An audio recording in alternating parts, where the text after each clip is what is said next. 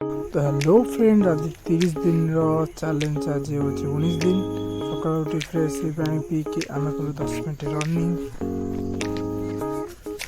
तापर करूँ स्ट्रेचिंग। आज कूड़ी पड़ता आम टोपी स्वेटर पिंधु तो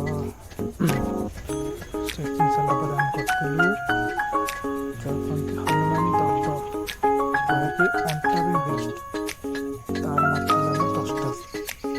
तार मात्र 10टा कम थी आज तो सन्ध्या वर्कआउट कर शेष करूँ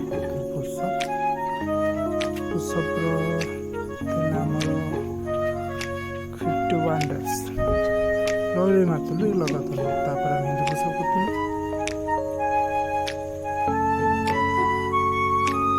उठक फुटक कर वीडियो करूँ दी एंड। भाई मैंने प्लीज सपोर्ट करो सपोर्ट अपन जो सपोर्ट कर 1 view 0 view तो मन भांगी जाए ना, प्लीज सपोर्ट करो। जय जगन्नाथ टाटा।